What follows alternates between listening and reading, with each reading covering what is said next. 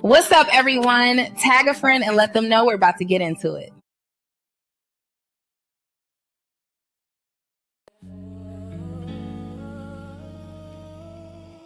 Welcome to the Speak Her podcast with your host, Camille Essick, the podcast where creators and innovators connect. Let's get started.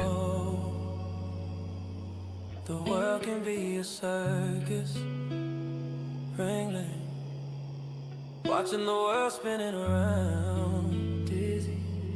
This is the place to excel, sit down, a place to listen, a place to take in. Hi everyone, welcome back. I'm your co-host Jonathan. Camille will be here shortly. Before we begin, be sure to hit that notification bell and subscribe.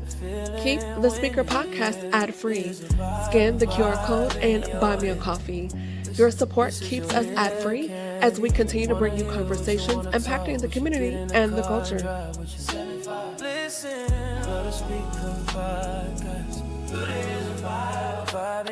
Hi, everyone. Welcome back to the show. Please share this and tag a friend who needs to hear this.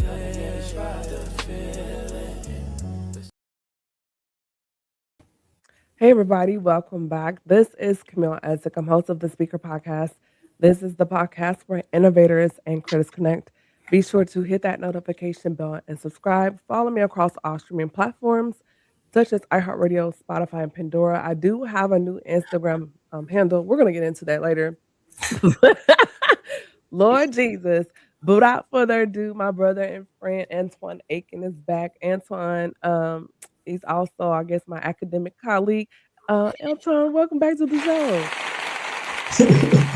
It's good to be back. Always good to be home. Yes. So just a little backstory. I have a new Instagram handle. Some people out there are being mean. So I have a new handle having to start over, and the struggle has been real.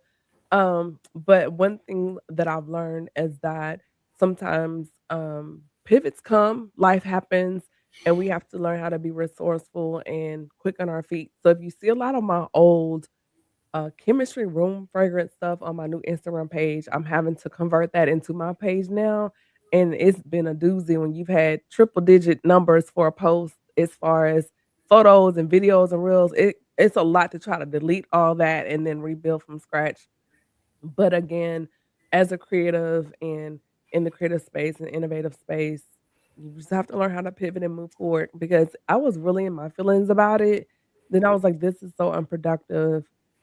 Take an old account and convert it. So that's what we did. I've known Antwan for a really long time. It seems like we're kind of doing life together at this point. We met through the Mark Coley Business Academy. We did a whole pandemic together. Some people call it the panorama. We did we did the pandemic together. We had the entrepreneur was that the retreat. We did that as well. And then in this space, as far as collaboration and supporting, what he does as far as the Aiken Foundation, him supporting me in the podcast. And I really feel like collaboration is not about coming over and just helping yourself and getting a to-go plate, but it's bringing something to the table. And so I love what the Aiken Foundation does. I love supporting their holiday soiree. That's the one day a year I go outside. One day we get auntie outside. Man, I feel like I'm still kind of a cousin. I'm pushing over the edge yet. I'm still a cousin. And yes, I just have TT moments, okay? And it's just a great time to see familiar faces every year.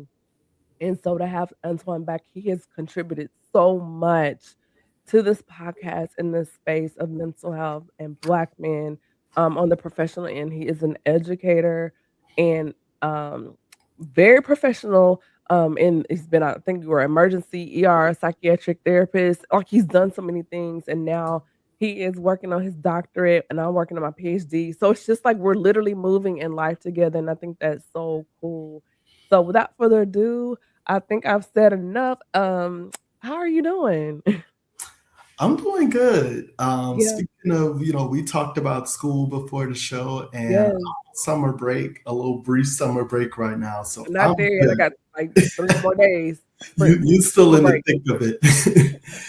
But I'm doing good. I think going back to school was something that was a hard decision for me, having been out of school for 13 years. But Mhm. honestly, it has been a really good decision.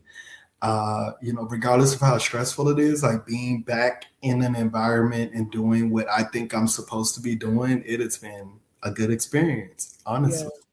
I think it's great, especially what we're going through right now, which we're gonna talk about as far as Black people in this country with the messaging and how important it is for us to have what I call the minds, the thinkers in those spaces when you have narratives out there, attempting to say, well, Black people are this, African Americans are that, and we have to be in those spaces because that's where the thought leadership comes, creating the research, creating the literature and other pieces of information.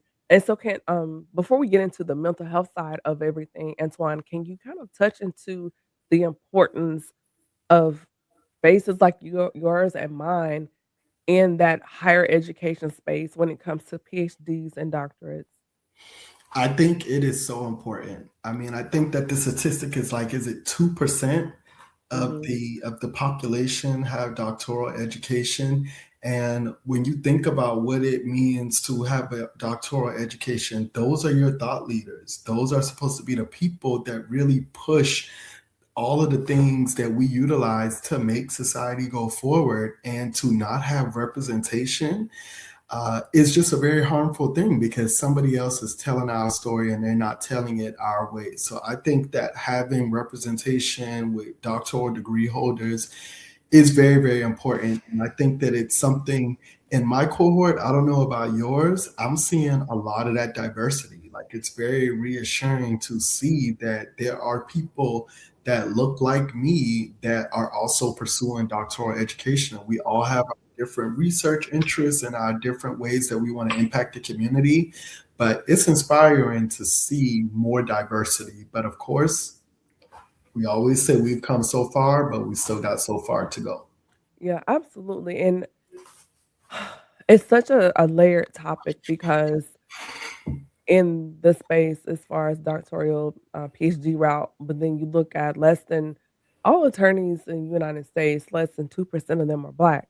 Then you dwindle that down to how many of us are judges or doctors. And so in that level, that tier of degree, we see the impact when we don't have faces that look like us on the bench, in the courtroom, whether if you're before the bar, or just on the other side of it, just a little bit as the attorney, or even in law enforcement, as far as a sheriff or deputy, right? When you look at that, as far as in the world of medicine, we definitely have seen and continue to see how that impacts us in emergency spaces, in prio and natal care, just in field of medicine across the board. And so we need us in those spaces for our health, for thought leadership, um, the judicial system, and so across the board. So even for you in the mental health, because that is your expertise, what does that look like and how is that shaped for you? In terms of the doctoral, Representation. that part is so major. Mhm, I tell, you talked about first how I teach, and I teach graduate level students. Most of my students are interested in being therapists and clinicians. mhm, And I tell them all the time that when I walk into the room and it's another young Black boy, that I don't even have to do much in terms of building a relationship with them.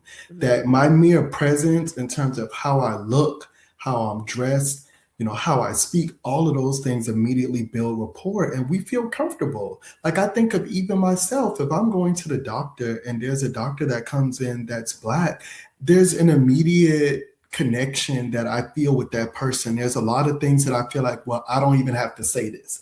Like Mhm. they understand that part. I may have to explain to them who I am, but when I say certain things, it's not going to be a foreign concept to them. It's not going to be something that's unusual. So I think in my space, where men, particularly Black men, we have not always been encouraged to pursue behavioral health or mental health. When they see me come in, I immediately have an easy job of really just explaining to them that we're just having a conversation. People don't like to be labeled. People don't like to feel like they're less than. So I'm immediately dispelling all of that as soon as we sit down and talk. Let's just have a conversation about what's going on and let's go from there. So I think that in my field, we need mental health in terms of therapists are dominated by white women, upper class women. And that's not to say that they can't be good clinicians, but there's a certain lived experience that you have when you're a person of color, and especially a male of color, that is just unique to our experience.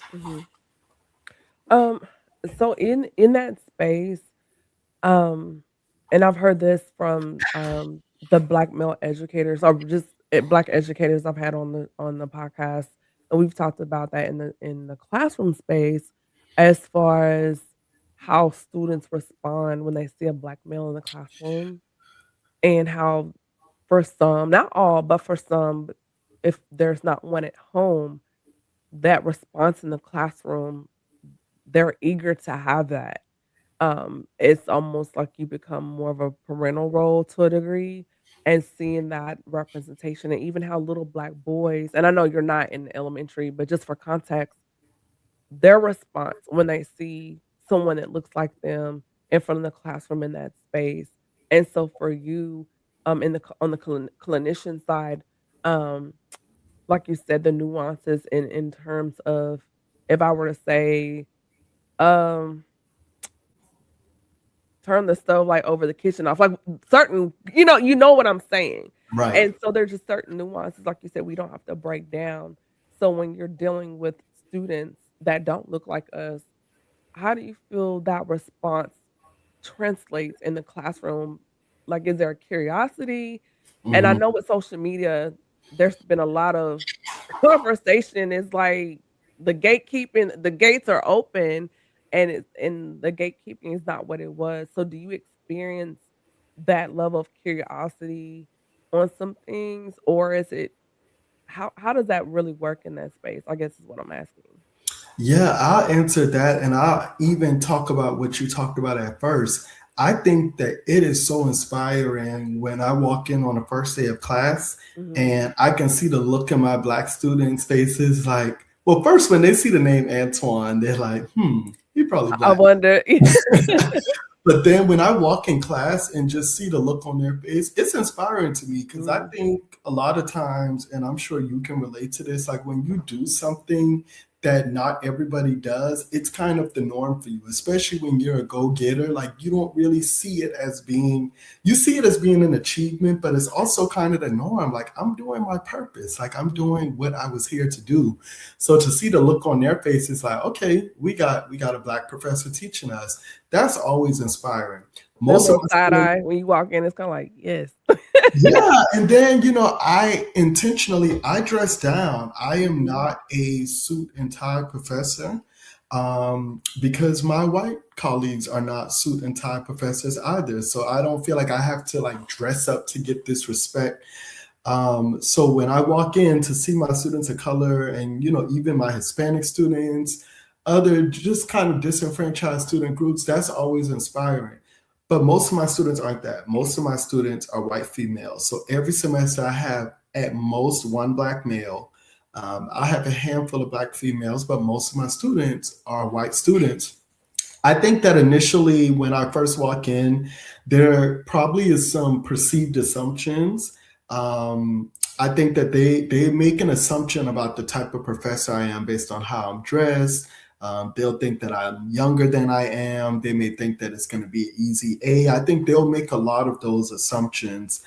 And I think that a lot of times, because I always do some kind of introductory icebreaker, there's a lot of my students that for real, have never been around Black people. And you would think that by the time my students are graduate students, but they grew up in a small Midwestern town and they went to a university in a Midwestern city or state where there wasn't a lot of students of color. So they may have had some Black people, but it may have been like one or two.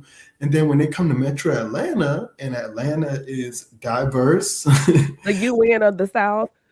Right. So a lot of my students will say like, I've never had a black teacher before, or I've never been in a class with this many black students. And I'm like, it's only 7. But to them, it's like, it's Culture just, shock. Yeah. yeah, it's a culture shock. So that's always to me a good opportunity, because when I am teaching, I am authentically myself. I really pride myself on being that. I don't hide who I am. I don't hide my blackness. I don't hide my culture.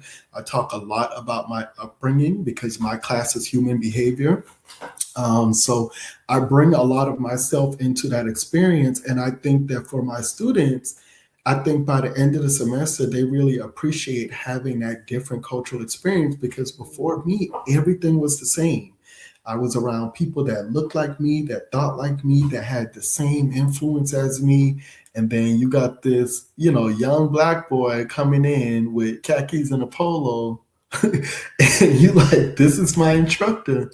But yeah, I think that it ends up being a good opportunity for them. Yeah. And I think that's really good because that helps break some of that shield as far as what I call the stereotype that's perpetuated through social media. And so they have an idea of who we are, and we're not a monolith, right? And so I think when being in Atlanta, no matter where you're from, it's a culture shock within its own. But to see how everyone, I don't say it's a melting pot, it's like a salad. It all mixes together, but then you say, "Oh, there was some tomatoes, I see the onion," Right, It's right. like one big salad, and, but they all love lemon pepper dressing, right? Everybody, universally. Everybody, And and I grew up in South Carolina, so I didn't grow up in a place like Atlanta. I mm, always wonder, what would it have been like growing up in Atlanta. Like, I grew up in South Carolina, where there were a good bit of black people, but nobody was doing well. yeah, Like, other races did well, but as black people, we did kind of just enough. And that was what I saw, that ultimately all of the people in power, the mayors, all white. The judges, all white. All of the professionals are white. Most of my teachers were white. I think K through 12, I had maybe 2 black teachers, mhm, kindergarten to 12th grade, 2 black teachers. So I grew up in an environment where it was perceived that the professionals are the white people, and that the people of color were the service workers. They worked in retail, they worked in fast food. Like, that's just what I grew up seeing. And that mhm. was kind of widespread in the city that I grew up in. Yeah, absolutely. There were 1, maybe 2, black educators I remember as a child. They weren't my teachers. The one I remember, um, he was the gym teacher, One of and mine was the gym teacher, yeah, he Mr. was the Seven. yeah, the gym teacher, and then I think the principal or the assistant principal, but then, I did not have a black teacher again until, if I remember correctly, college, and it was my freshman. I don't remember her name, but I remember her face. It was my freshman English teacher, and she had a reputation of being one of the hardest English teachers, and she did Mm, not really, if you got an A, you earned it.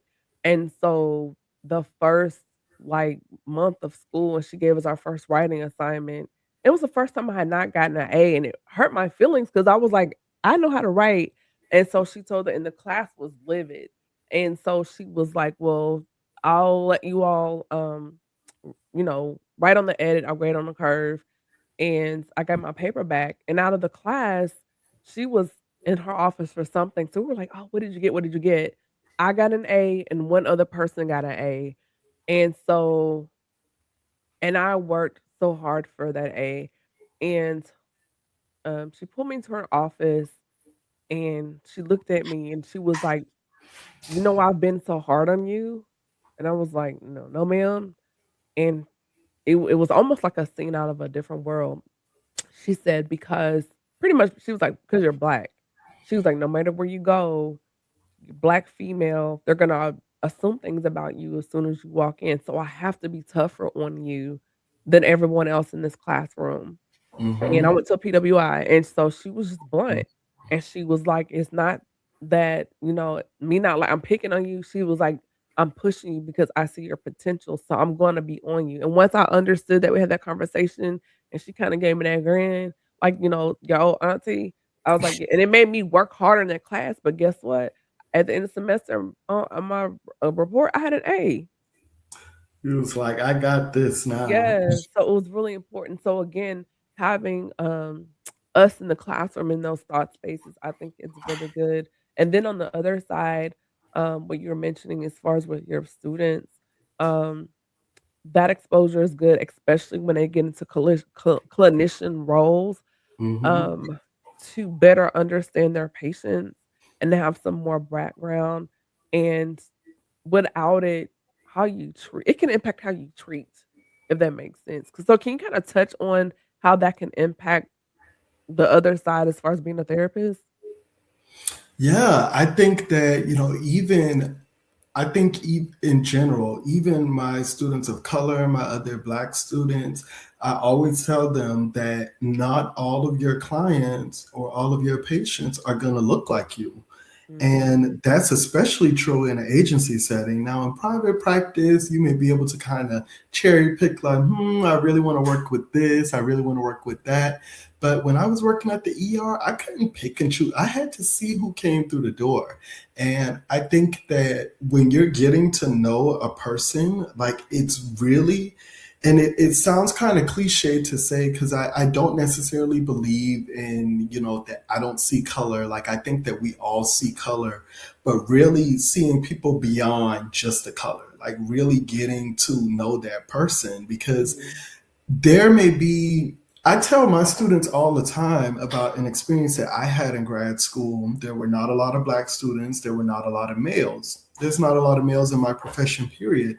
I had Mhm. a professor that anytime she talked about poverty, she would always turn to me and say, can you give us your perspective as a Black male? I never grew up in poverty. I never experienced that, but it was an assumption that, and it was a socially constructed assumption that she had that because I was Black and male, that, I had probably struggled to get into school and that there were all of these things. And it happened consistently the whole The semester. caucasity, like, wait a full stop. I beg your finest pardon. What? I tell my students that all the time, and I tell them that as a learning lesson, like never judge when you're working with clients, regardless of what, okay, maybe most Hispanics do this, or most Blacks do this, or most whites do this. Never lead with that. Allow people to tell you their story because you never know. You don't know who you're in class with, you don't know who you're sitting next to. Like, let people tell you their story, ask questions, don't go in with assumptions about who you think somebody is. Because think about, for me, I saw that as a moment to overcome. Like that motivated me. But think about how many students that would have been it for them. They would have quit. They would have felt inadequate. They would have felt like Yeah. I'm not enough. Like that could have really been damaging for another person, and not used as it was a source of motivation for me. I'm like, why does she keep assuming that I I would grew have up been poor? better than a wet cat I'm on a like, Friday. That and is the thing horrible. about it is that, there's nothing wrong with growing up poor if that was my experience. But I'm like, there's white students in the class that literally grew up poor that could speak to all of these experiences that you are just putting on me because Mhm. of how I look and what you perceive Black people have gone through. Yeah, she probably would have made me change my major from uh therapy to attorney, because then I would have to bring all the facts like exhibit A, Yes. Aaron. But what's funny is age and growth is a beautiful thing because it wasn't until really recently that I really acknowledged that experience. Like when it happened, it was such a familiar experience, like just growing up in a disenfranchised environment, always feeling somewhat less than just because of the kind of place that I grew up in. Like it wasn't an unfamiliar experience. It's like, okay, of course, this is just kind of what you have to deal with other people. And it wasn't until I started telling this story to my classmates that I realized, like, that actually wasn't right. Like I talk about it now, like in a Yeah. laughing way, but just think about how many other Black students she did that to, and they didn't come back to class. Mhm. But how long that went unchecked? Yeah. Because you're a good one. Because the other side of me, I've always thought about law school. We've had that conversation offline, and yeah, we probably would have had a open class conversation. Because yeah, the other attorney in me would have manifested. It just would not have been good. Like what? So, say that again because it's not landing the way you think that it is. Like the class would have been like, yeah, not good. Wait, shut up, Camille. I'm like, why me? There were other Black females in the class, some of That which is speak up. they no. They worried about that grade. Back then it's we just live in a different society now. Like I feel Mhm. like I would never tolerate that now. I No. would never tolerate that now. Back then, Yeah. we're talking about 2011. It just was Yeah, that's different. different. Yeah, it We was. we were kind of at their mercy. Like it's like you complain and then I'm targeted the whole semester, and then they start Mhm. talking about me to other professors that are going to give me a hard time. I wouldn't even think about that now. I would not care. Like Yeah.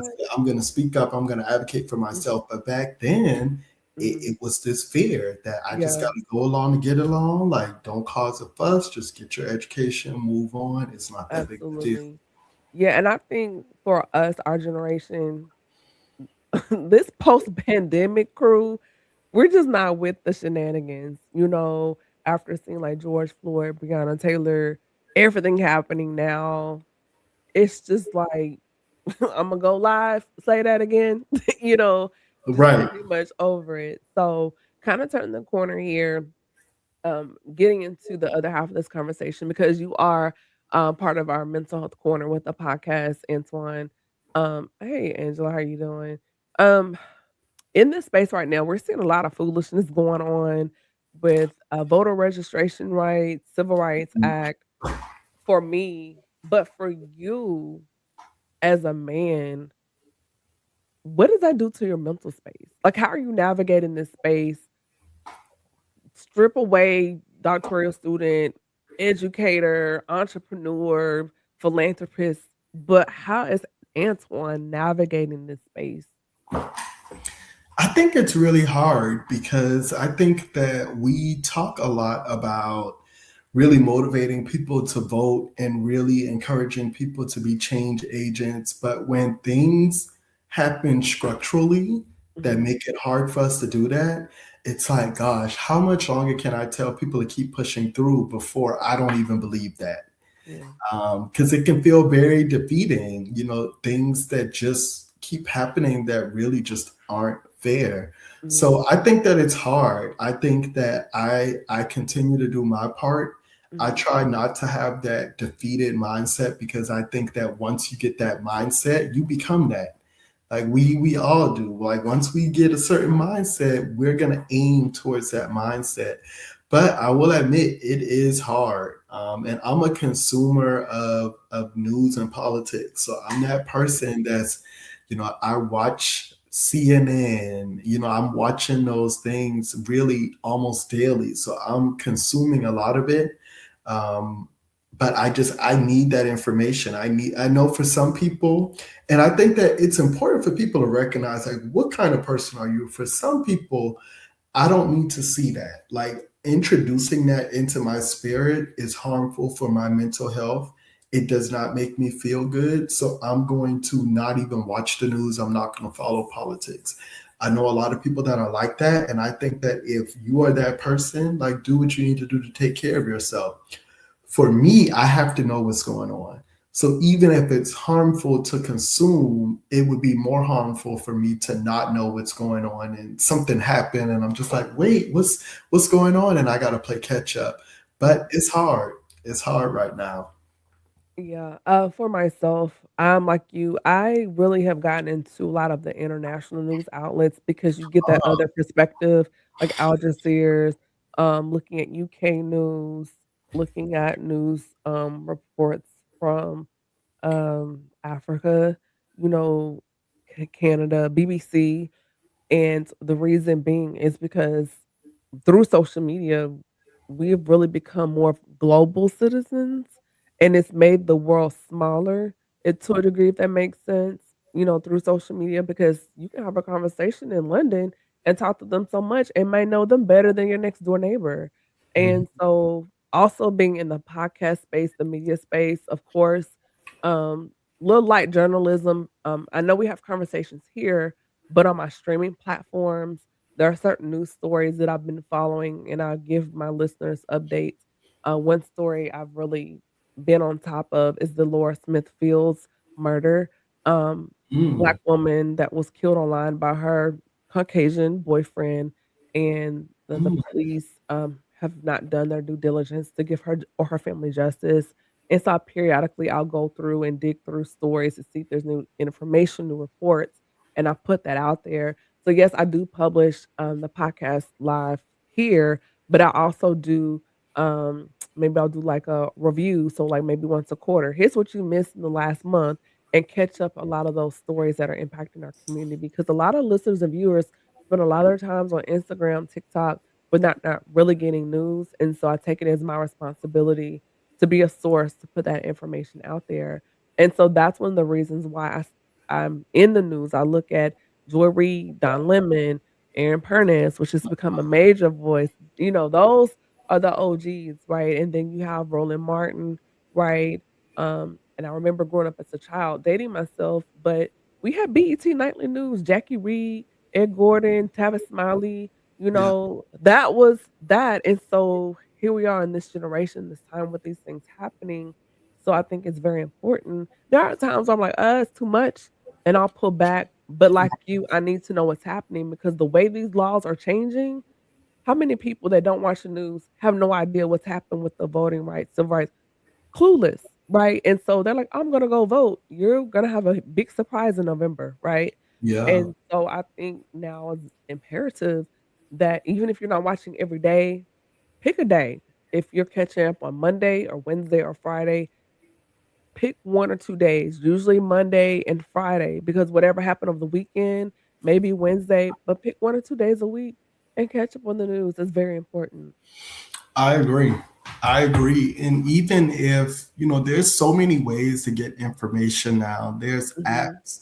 I have certain news apps downloaded where even if I'm not able to read the entire article, just even getting a headline can give you some insight into like, oh, let me look into this more. I'll get a lot of different pings and some things I may be a little bit less interested in, but you got to get reliable news too. That's mhm. the other thing because there's a lot of stuff on social media that's not always credible and it Yeah. will give you one piece of it, but you still got to go and do your own research for yourself. Absolutely, and then those individuals that we mentioned, they all have social media pages, so if you're not gonna go watch the news, follow Mm, them on social follow media them. because a lot of them are now just posting the same video that from the news releases on their pages, like Joy Reid, she's live on Substack, she's live on TikTok, and I she has love her. when I say that, she is so intelligent, so Hmm. smart, like, so well read. Hmm. Don Lemon, even when he went through when he was, taken into custody a few months ago, and how I won't say silence, but the way CNN handled him, but yet it opened the door for him to almost reinvent, give new life to his career as a journalist. It And really he's very unfiltered now. unfiltered, unfiltered. We love He's Uncle Don. right. And yeah, I Roland agree. Martin, and so are these Jamil Hill, another one, Hmm. Bakari Sellers, the list goes on. South Carolina native. Smart, and then I follow like Know Your Rights, Colin Kaepernick with his page. Lots of great information there. So there are resources available. I look at, of course, Atlanta News First, but there are a lot of other independent sources. So I think that's very important. As we kind of turn the corner and get to the end of this conversation, Antoine, what do you foresee as far as on the end for Black men and mental health with the messaging and the climate of where we are and members of our society that are feeling very emboldened on what they feel is their right. How should Black men handle and navigate their mental health and wellness during this time with our generation? I think that Black men have a huge opportunity right now, as well as a huge responsibility, because the generation before us did not have access to what we have access to. The generation before us didn't know as much as we know. We're now in a place where we got the information. We know the information, and we got to do something about it. We can't depend on other communities to do something about our community. We can't depend on government. Like, it's literally time for us to really come together as a collective and lift our own communities up. And I think that's a huge opportunity in terms of really building those relationships, building those coalitions. But I Mhm. think it's also a huge responsibility, because that may not be something that we previously did. Maybe we pushed the responsibility off with, well, whoever else is going to do it, or they can get on government assistance. Government assistance may not be there. Like, they're literally dangling that daily. So all of the protections that we used to have, abortion rights, voting rights, all of these different protections that people had to make choices that make sense for them, we're losing those choices slowly but surely. But we got to pull together as a coalition. And I think that we have to continue having the conversation. And that's been something ongoing that me and you have talked about, is that checking in on each other and really having those conversations when I'm not doing okay. I think that it's so quick to say, and it can almost make you feel uncomfortable when you're, hey, how are you doing? I'm not doing well. It's like, because we're so conditioned to say I'm doing fine, but actually Mhm. say, if you're not doing fine, then say that.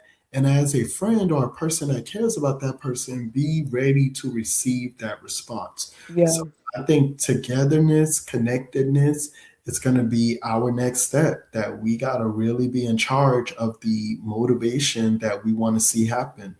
absolutely. And I had Racondius on here, Rico, a couple weeks Uh, ago, and we had that conversation as far as even with men creating a safe space for each other. And he shared some things on the podcast as far as there was just a series of life events he was going through and the pressure, right, of it being built up and not having that. Sometimes we see on the far end of it where, you see a man, black men on the news because they popped the top, and the root of it was built up pressure and anger because they didn't have that safe space to be heard, to express, anyone to listen. But on the other end, it can show up as performative exhaustion, working hard but quietly depressed, achieving but really going through it. And so finding that middle ground, being that balance on the scale for each other where you want your male friends and brothers and cousins and uncles to talk to you, but also asking yourself, have I created environment and space where he feels comfortable enough to come and talk to me about that mhm. without chiding him about his manhood or whatever else, and just realize he's a human being going through an emotional experience right now. Yeah, I mean, me and my, I don't think I've talked about this a lot on this podcast, but my Mhm, brother is a pastor. mhm, And me and my brother are really close. And we have these conversations. We have these very deep conversations. Like, when we're going through things, that is the first person that I tell most things to. Like, that is my confidant. And I think that if more, but that's a relationship that me and him have. But there's a lot of friends that there could be an opportunity that I could have that similar relationship with. But I just may not. Like, people just hold so much in because we've been conditioned that that's what we have to do, that there's weakness in being vulnerable. And that's the narrative that we have to change. do you think that a lot of that has increased because of social media, of the perception of having it all together, succeeding, doing all the things. And this is just me. I feel like it's crippled the space for having real authentic conversation because you having this moment doesn't line up with what you just posted 10 minutes ago. Yeah. I think that some of it probably was present before social media, but I think social media did not help at all Mhm. because I think that social media confirmed what we were already thinking. I think that even before social media, we may have thought on the outside looking in that other people have so much more than us and that we're not good enough and that everybody else is doing better than us. I think that social media confirm a lot of that thought process because people will get on the Instagram and they'll start flaunting and they'll start portraying a lifestyle that may not be accurate. And then we will consume that and we will compete with that. And before you know it, we got two people competing about something that isn't even real. Mm. None of us got money or none of us got whatever it is that we are portraying on social media. So we're trying to impress people that don't matter and don't care about us most of the time. Ooh. I want to let that marinate because I find truth in that because when you see someone has posted a loved one has passed away, it's just emojis, prayer hands, or Hmm. condolences. It's just very generic. Hmm. And this person is literally crying on social media, and it's just heart emojis or light and love, you know, So and sorry. so sorry. Right. And, and I have made it a note, not all the time, but if I have a decent level of rapport, I try to actually leave a voice note or a meaningful text message and say, "Hey, you're processing. I'll call and check and follow up on you later, but I wanted you to know I saw your post and say what I say." But I think some things goes beyond an emoji. Hmm. I would agree. I mean, when we look at, what is the content that you post that gets the most attention? There's just certain things that I know that if I post this is going to get more attention than, if I post something else. And it's a lot of times superficial stuff. I can post a gym thirst trap. I can post a gym thirst trap. I'm sorry. I do from time to Oh, time. yeah, the summer's coming up. will Mesh. get, Okay. will get so much attention, but then I posted that I got a 4.0 yesterday and probably got 100 likes. I I know don't, I said something. I was like, "I'm so proud." Like, yeah, yeah. I haven't even checked it, but I know that it's not nearly as much as when, I post a gym thirst trap. So it's just, but it's like, what is that reinforcing to me? Like, okay, being smart is cool, but that sexy image is better. So, let me like suppress the part of me that I really care about, which is being smart, being a student, scholastic achievement, but let me promote a part of me that I'm not as passionate about, but it's the part of me that people give me the most attention about. It's like, what does that do to me inside? Like, what message does that send to me? What message does that reinforce? How do I Mhm. internalize that? Absolutely. Um, as we begin to wrap up here, one of the things I think is very important, and maybe I want to know your thoughts on this as far as the bereavement post before we move on. Do you think maybe because as a society we've seen so much death, so much trauma, so much negativity to see another post about our grandmother, or because during the pandemic people were just posting lost one, lost one, lost one. All they have is an emoji? I think that could be the case. I mean, I think there's a lot of grief fatigue. And I particularly think that our generation, when you think about it, our generation has experienced the most changes in terms of technology, Mhm. but we've also experienced some of the most loss. When we were kids, kids were not dying. Like it just was not as widespread. Like there may have been, a kid that died in second grade that had cancer, a kid that got hit by a car, but these were all rare instances. Mhm. But I think in today's society, there's so many people that die just senselessly that grief just becomes another thing. I mean, there's so many of my classmates pass away, or just people that I know that it just becomes this thing where it's like it's nobody is promised. Like when we say that I'm not promised to live today or to live tomorrow, that's true. Mhm. And that's why I live every day to the fullest. We both are people of faith, so I thank God every day when I have breath because so many people didn't. So I do think that there's an aspect of grief fatigue. I also think there's an aspect of trauma fatigue because then you'll have the people that may not be posting grief, but just post all of the negative aspects of themselves. And social media does something for them in doing that, and constantly consuming, like you got grief over here, you got trauma over here, you got breakups over here, you have all of this negative stuff that sometimes an emoji may be all I have. Mhm. That's good. We're gonna put a pin in that right there. Before we close everything out, one more thing. Before we wrap up, what are your key takeaways from our conversation, and where can our listeners find you on social media? We love that. Yes, people are loving jazz. Like, I love that. I love that.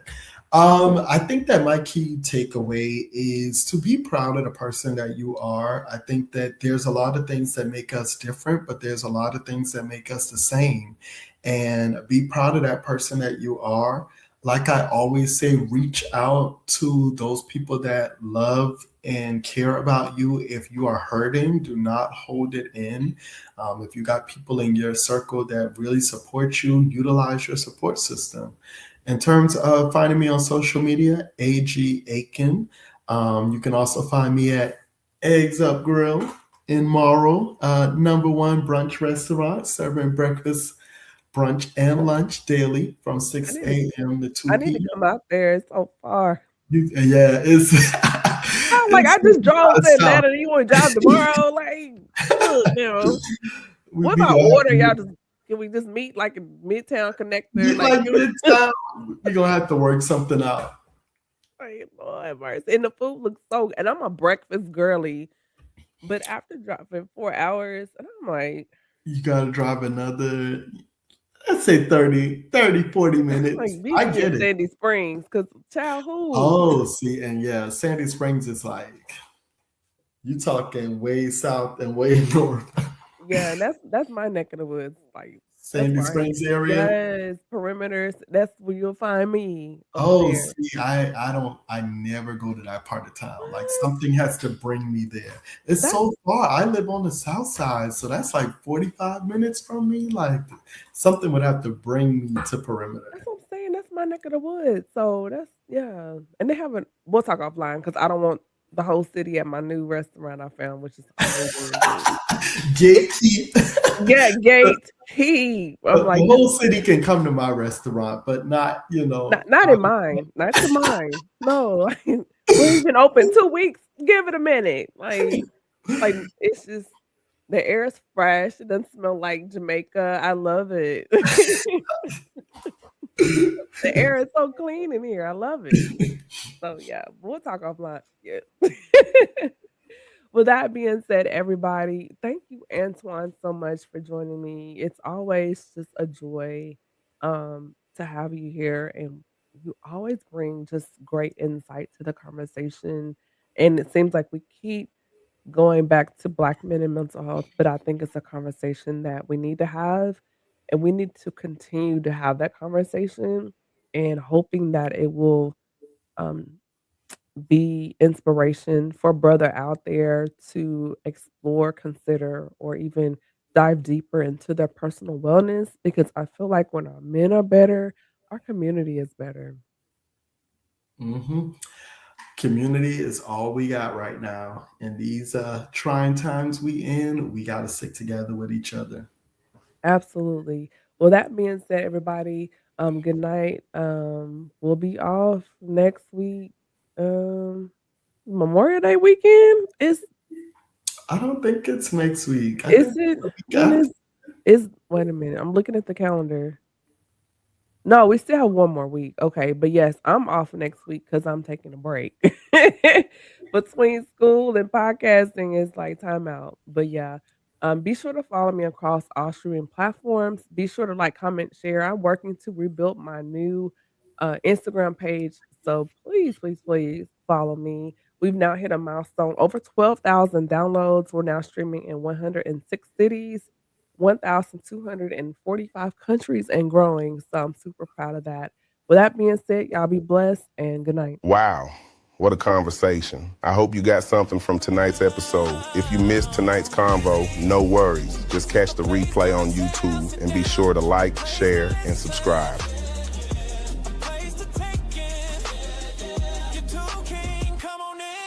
Keep the Speaker Podcast ad-free. Scan the QR code and buy me a coffee. Your support keeps us ad-free as we continue to bring you conversations impacting the community and the culture. Thank you for tuning in to another episode of the Speak Her podcast. Be sure to follow Camille on Instagram at camille.essick, Facebook at the Speak Her podcast, or www.camilleessick.com.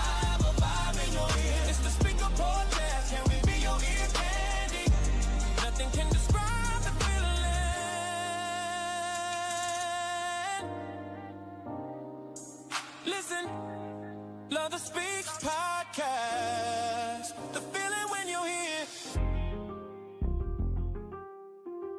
There's a vibe in your ear.